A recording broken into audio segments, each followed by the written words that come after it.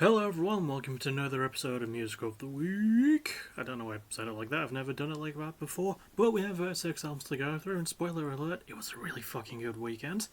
And yeah, 6 albums to go through, so let's go through them as quick as I can do.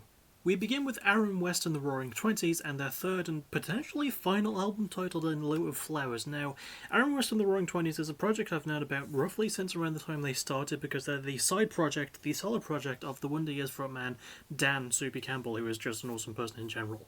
And what this is the third in a trilogy of albums that tell the story of the fictional character Aaron West, who is a man who is dealing with life in Jersey slash New York, which I think is where he's from. He's from Brooklyn initially, dealing with a divorce and alcoholism problems and things like that, and just trying to grow and be better as a person. I'm giving this an A plus. Honestly, I was not expecting. I didn't know what to expect from it, to be honest, because I know that Aaron West is a very different thing from the Wonder Years, because that's the band I'm more used to listening to, because I've listened to them longer and more frequently.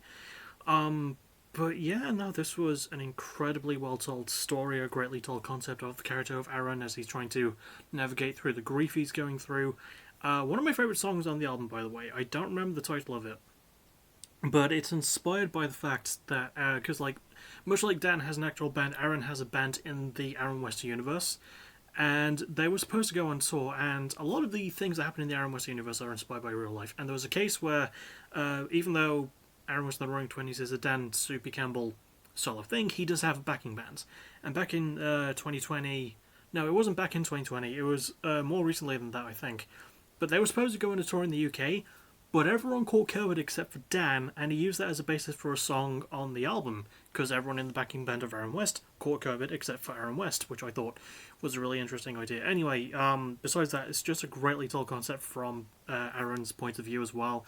Dan plays a character with so much soul and emotion, and you expect that from Dan. He's just so good at conveying those emotions in a very heartfelt and honest way, and a bit of a grim way, but there's always that glimmer of hope, which is why I've always liked him as a vocalist, because he doesn't sound like every other pop punk vocalist. And this is not a pop punk album, by the way. This is more indie rock with very good Heartland vibes to it, and yeah, they just meld in well. There's even a nice sax solo at some point. There's really nice piano work, a really good stripped back acoustic guitar work for the most part, solid drumming too.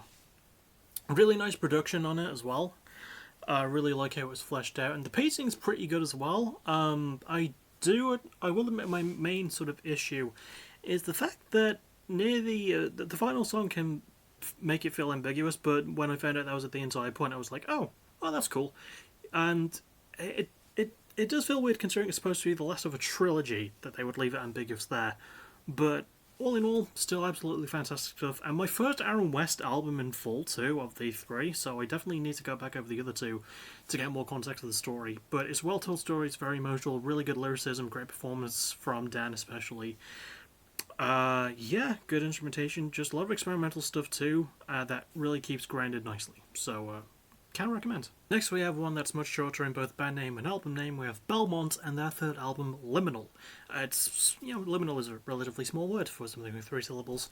Yeah, this is a pop punky sort of band who I've been listening to since their first album, I believe, and I'm giving this one an A.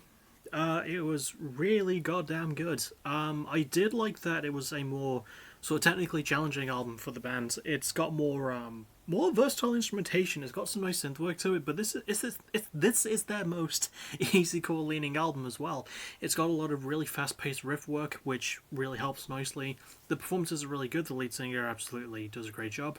The production's really nice as well. It cleans things up quite nicely. It's probably my favorite thing about the album. It's just mixed in such a really good way that blends in the more easy core style too. It's got solid easy core breakdowns as well, very reminiscent of early era 4 Year Strong, I would say.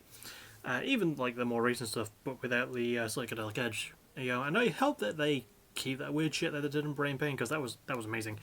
I think my main issue with it is the pacing can feel a little bit repetitive at points.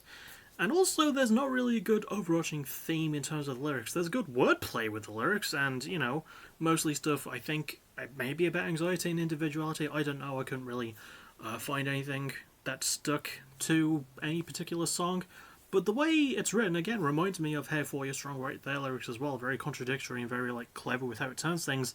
It's just that usually 4 Year Strong songs have a stronger point, and that felt a bit more liminal, for lack of a better term, on this album. But all in all, great performances, really good production, and a much more daring album than I was expecting from a band like Belmont, so I can recommend it. Next is a bit of a weird one, and it's Blue Oyster Cult with their new album Ghost Stories, and the reason it's weird is because this is an album of songs that they recorded from 1978 to 1983 that they just never released, and to me that counts as material for a new album.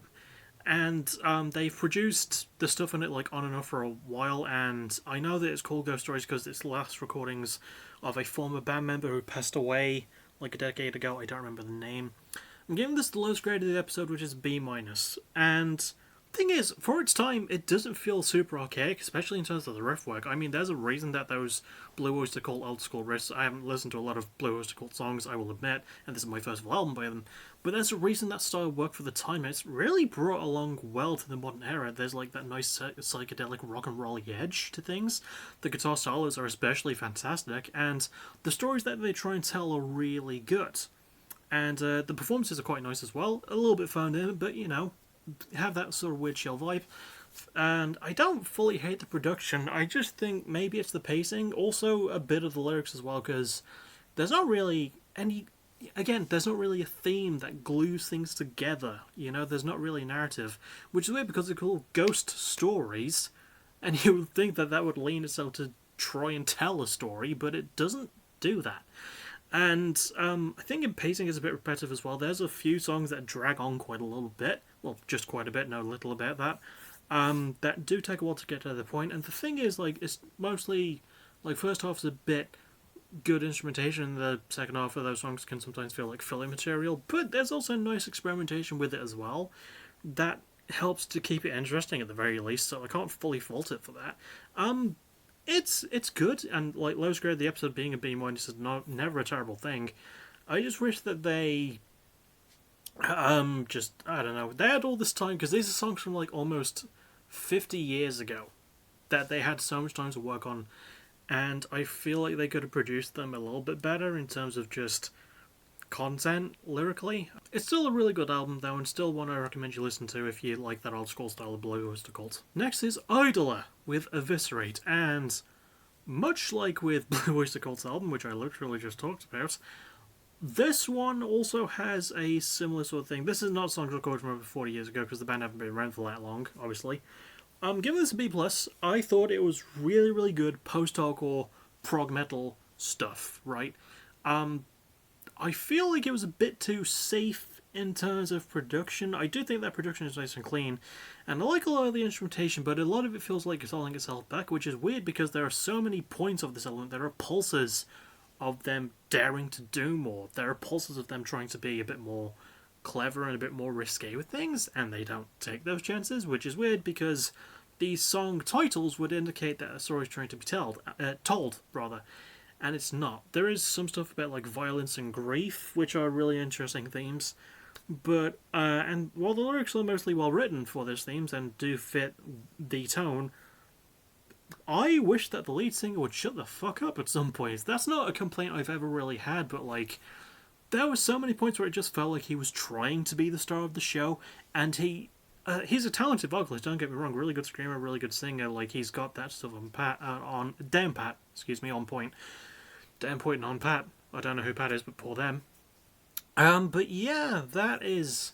He just sort of goes on and on at certain points, and I feel like he outstays his welcome.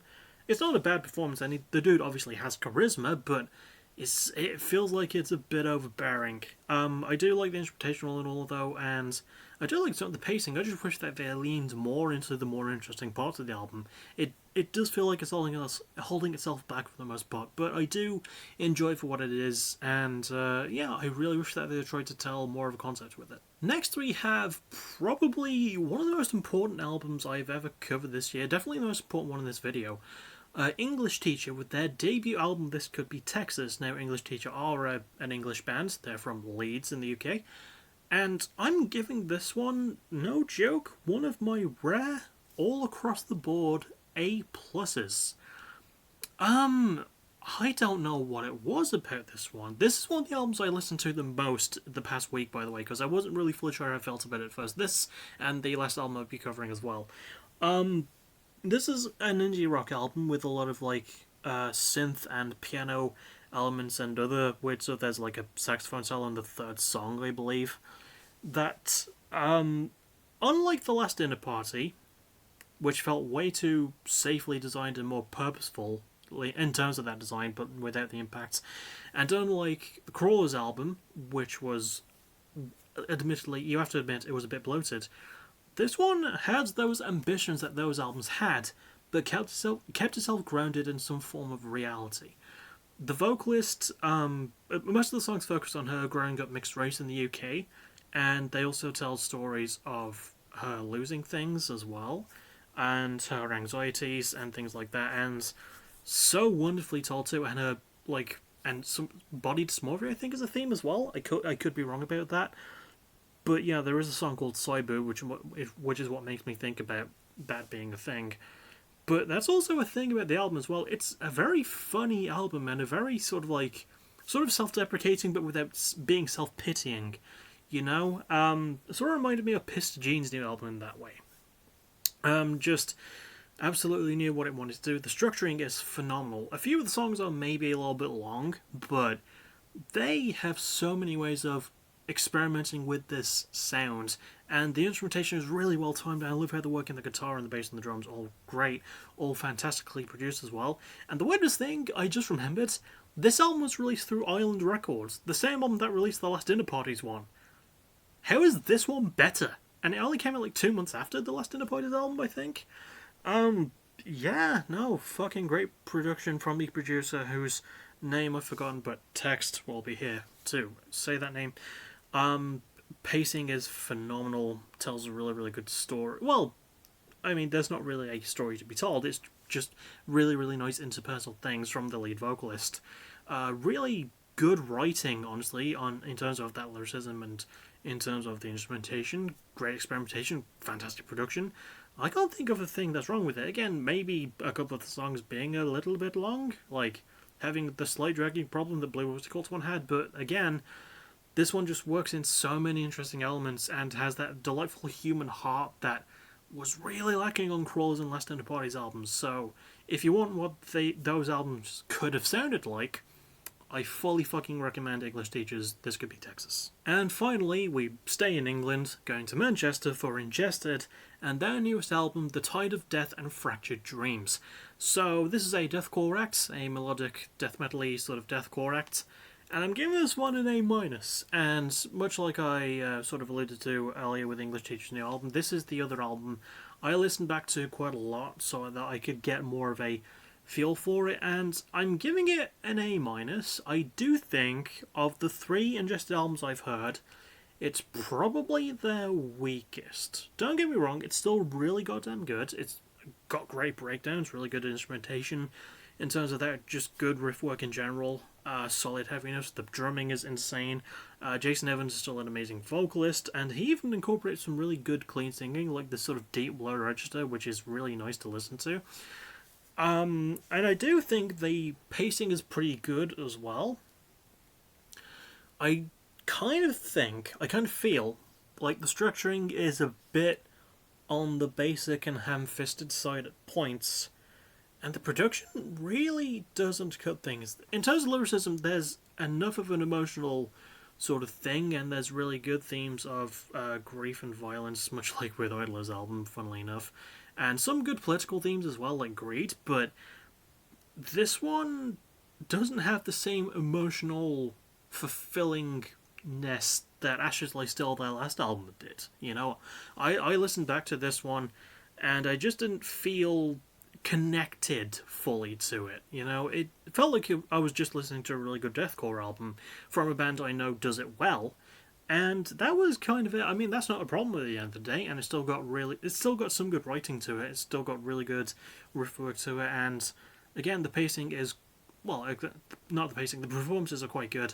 It does still have a couple of falling blocks, but even those are made up for for the fact that, it's still a really good deathcore album, and I see more people giving this super negative reviews, especially Angry Metal Guy and Sputnik Music, and I normally don't try and stick around with Sputnik Music because, God, that's can be a fucking cesspit, but I do kind of have to agree, it does feel like their least innovative album, at least. Maybe they'll learn from this, and I hope that they do, and they're still a top-notch deathcore band from the UK, in my opinion, so, yeah, hopefully they turn things around for the next one and try and inject a bit more life into the sound. And now for the ranking system, which everyone always watches, and I know that they do. So it'll probably be Blue as the Cult at the bottom with Ghost Stories, then Idler with Eviscerate, then Ingested with the Tide of Death and Fractured Dreams, Belmont with Liminal, Aaron West of the Roaring Twenties with In Lieu of Flowers, and at the top English Teacher with This Could Be Texas. But as always, just go back, listen to any and all of these, and yeah, no, really, really good stuff. I think favourite cover goes to Ingested, though. It's an amazing cover. I mean, you saw it in this video. It looks really fucking good. Favourite song is a difficult one.